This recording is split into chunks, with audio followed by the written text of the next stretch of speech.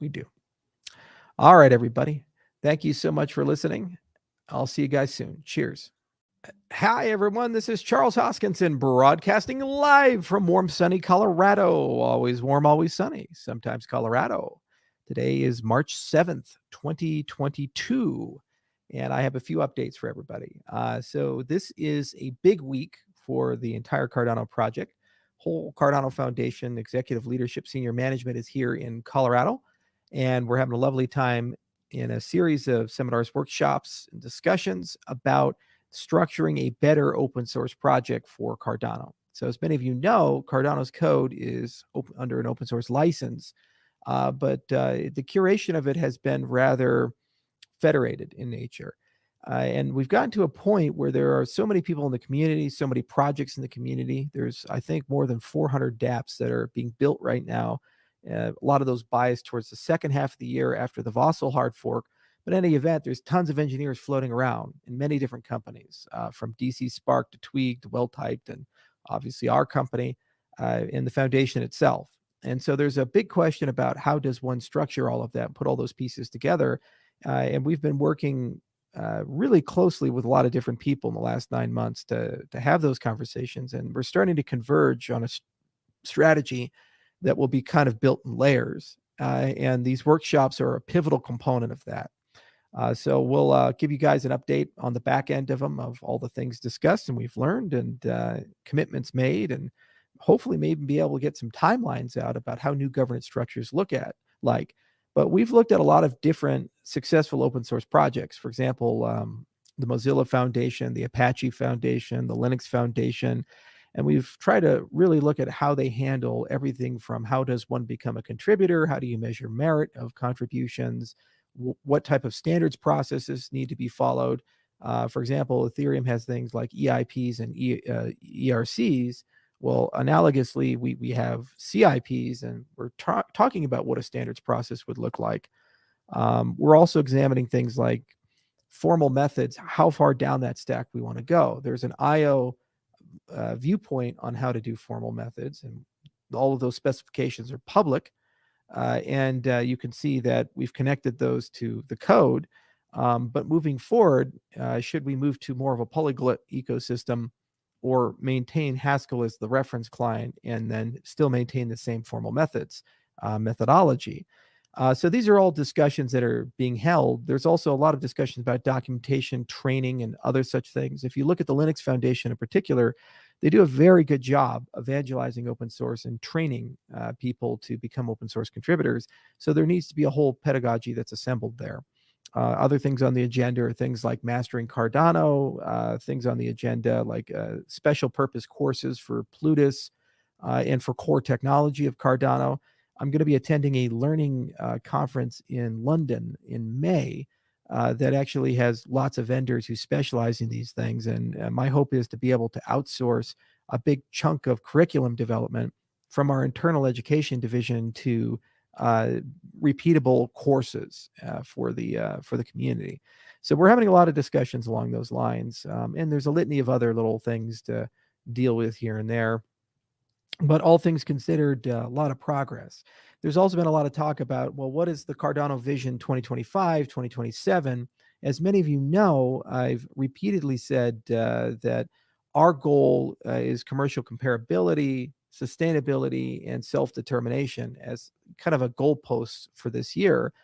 Things like pipelining and input endorsers, Mithril, sidechains, these things in that bucket really get us where we need to be in that first category. In terms of sustainability, there, things like UTXO HD, a lot of the improvements we've made to the system and optimizations we've made alongside Mithril, that sustainability category we think will be fine, meaning that the network can scale to millions to billions of users and it's not going to fall in on itself. And then finally, on self-determination, really have to get to a point where not only is there a bureaucracy that is very inclusive for the community, that bureaucracy is legitimized by the voting of the community, the endowment of the community.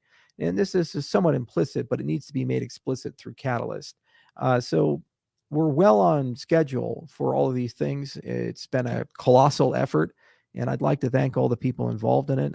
More than 500 people across multiple organizations have had a say, internal and external. It's been just a lot. Just getting Cardano done, this concept of what is required to really make a great impact with Basho, Voltaire, and cleaning up the remainder things in Gauguin and Shelley. It was certainly definitely a work in program and project management, and it's really impressive to see what's been done. But rubber has to hit the road. A few other updates as well. If you want to see me in person, I will be at Consensus June 6th, June 9th to 12th. I believe that's going to be held at Austin, Texas. Usually they hold it in New York, but because of COVID, I guess they moved it to Texas because it's a little easier to put on big events there. And we're going to try to have a big Cardano event there as well, and bring a lot of the Cardano community, especially dApp developers, the foundations, and others. A lot more to say on our efforts with the VC side. So many of you know about the C Fund, and it's trying to take positions and help out people in the DeFi ecosystem of Cardano. We'd also like to replicate that for geography-specific funds, starting with Africa. So not much to say today, but we will certainly have more to say in the coming months on that. In terms of other updates, science is progressing pretty quickly. There's going to be a blog post imminently on pipelining, and then there's going to be a follow-up blog post in a few weeks, probably on input endorsers. I was kind of hoping to get the input endorsers blog put out in February, but it looks like that's more of a Marchy thing. But generally speaking, it'll kind of outline design principles, challenges, and why these things are interesting, and what value they have for scalability. And then some papers will come to follow. Pipelining doesn't have a paper because it's not novel from a scientific viewpoint, but input endorsers actually are. And I think they bring a lot to the story. So I believe it's real good to have the community have access to that. And this is one of those areas where it's a major leap forward in terms of scale and performance. We kind of worked our way up to it. The company wrote the parallel chains paper, and then also introduced the concept of input endorsers in the original Ouroboros paper.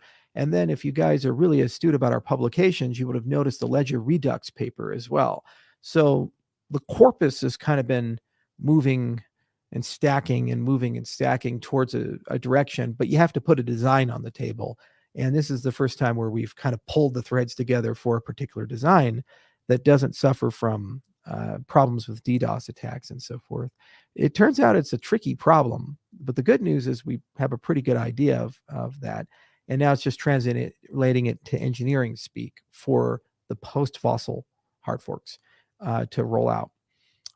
So that's going to be a lot of fun to talk about. Another big event that is imminent, so it's coming this month and next month, is the launch of Mamba. Now, Mamba has been in the works for years. It's the Ethereum Classic code base that we took and ported and modified, put OBFT on top of, and now are bringing to Cardano. And what Mamba is it's an introduction to the entire sidechain strategy for Cardano. So many of you know, the paper I wrote back in 2016, the Why Cardano, talked about this idea of the Cardano settlement layer and then the Cardano control or computation layer. We kind of use both terms in the documentation. But basically the idea is that the settlement layer would establish a root of trust, be very safe and very effective, and built in a way that it could easily spin up these computation layers that would have different computational and accounting models.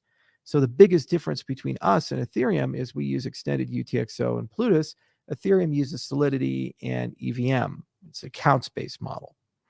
Okay, so you can try to emulate that on the base ledger, but it adds a lot of unnecessary bloat and complexity and attack vectors.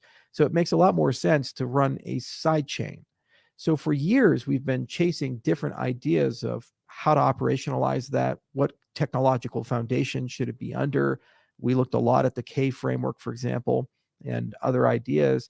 But Mamba is really the first time, I'd say, in the project's history where we've converged to a point where we have a very crystallized viewpoint of not only how to connect the chains together, how to operate the sidechain, but then also a generic footprint that if you, the user, want to create your own sidechain, how that process works. Now, why this is so exciting for stake pool operators and people who run the sidechains is that it actually creates separate revenue streams. If you have sidechains, they can have their own tokens and tokenomics.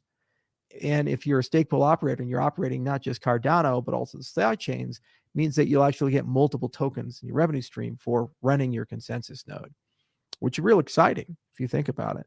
So there's certainly a lot to come in the next 60 days about that story. And throughout the year, you kind of see this stuff roll out. Milkomeda kind of demonstrated already how a third party would do that. And then obviously the Mamba approach is a different way, and hopefully the canonical way, because it's made an abstraction so many people can follow that. Future chains will be things like, for example, the Catalyst voting network. That's run the Jormungandr code. It'll converge the same type of technology that Mamba has, and then it'll be a sidechain of Cardano and run by Cardano. And hopefully you, the community, will launch lots of these things. So look for that as well. We should have a lot more to say at Consensus about it. We'll do some presentations, and we'll have some of the people who are core parts of that team come out and kind of play around with it. Also, it means you'll be able to do hackathons in both Plutus as well as Solidity and EVM. So it's really up to you to decide what programming model makes the most sense. It's a bittersweet thing when you look at all the progress that's made and where we're at. It's bittersweet from the perspective that we're almost done with the original vision of all the things one would need for a third generation cryptocurrency. And it's a beautiful vision. It's been a long road. It's been a lot of work. Never in my wildest dreams did I imagine that we would have made so much progress and solved so many amazing problems. And now the next phase, when you say things like self-determination, self-governance, means that it's going to be as much you, if not more so, than it is anything I could ever come up with.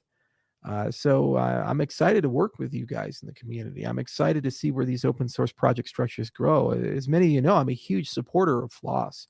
We have a policy here at IO not to pursue intellectual property. We've never, despite the fact publishing 130 papers, filed for a patent. And all our software that I'm aware of is under some form of open source license. If we ever release it in a public repo, I mean, there's obviously code that we write internally, but we always end up open sourcing it at some point. So we believe in that. But it's one thing to say others can take it and do what they will. It's another thing to say, let's work with others towards a common goal and build. And that requires a different mindset, management structure, mentality. It also requires an acknowledgement that things may be a little tougher when it's just a small group of people, or you can get everybody in a room and eat a pizza with them and talk it out. You can get things done fast. But when you talk about millions of people and trying to give everybody a voice, that's a difficult one. And that's something that requires a lot of more advanced governance tools and strategies. And in my view, that is the ultimate USP of Cardano. No matter how smart your founder is or capable, they all have their flaws and they all have their benefits, but no one is smarter than everyone, and no one is more capable than everyone. So the better job we do at bringing the community together and giving a solid governance and operational structure and a good bureaucracy for the open source project that is effective, the faster we can converge to brilliance. Now, there is a cost to that. The longer you invest in giving everybody a voice means the slower things come out.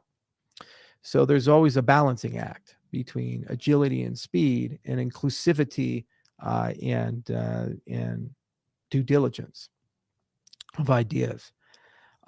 So the good news is that we're not doing this alone. There's more than 40 years of history about distributed open source projects. In the last 20 years in particular, I'd like to believe enormous progress has been made, as demonstrated by the fact that the majority of infrastructure that we use in the world is based on open source software. And despite the fact that people are in great conflict at times with each other, there's nothing in the world that I know of that can bring the whole world together quite like open source software. So hopefully this week will give a lot of clarity. We've retained a small legion of experts. We've gotten a lot of consultants in who've done this a lot to kind of help us along. And it is really exciting to see the transformation of Cardano towards that end. And it's also exciting to see merging that with Catalyst, because you have built in all these amazing voting tools and a treasury system, which means that you have the holy grail of open source. You have a place where people feel like they have a voice. You have a place where people can actually get things done. And you have a place where funding can materialize that is truly objective and pure. A lot of institutions have to be formed moving forward, some community oriented and other ones just to counterbalance actors. Research institutions, execution institutions, standards bodies. Some will be embedded within existing, some will be blue ocean and created. And there's already a lot of work in the community in creating things like the Cardano DeFi Alliance, for example, and other alliances are coming that cover core pieces of technology in the Cardano ecosystem that, in my view, are essential for Cardano to carry out its mission of becoming the financial operating system for those who don't have one. Those alliances will be community led and supported, of course, by us. I'm going to be cutting a lot personally grants to these different alliances.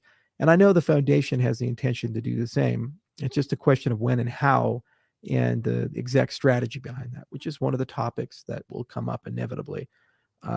But it's exciting, nonetheless, to see that the community is rising up and they're getting things done. You see, it's impossible to keep everybody happy. Things like protocol parameters, things like K, A naught, these things. There's great debates about what they should be at, how things should work. For example, the Curve pledge, was it SIP 007? This is an example of great, well thought out work.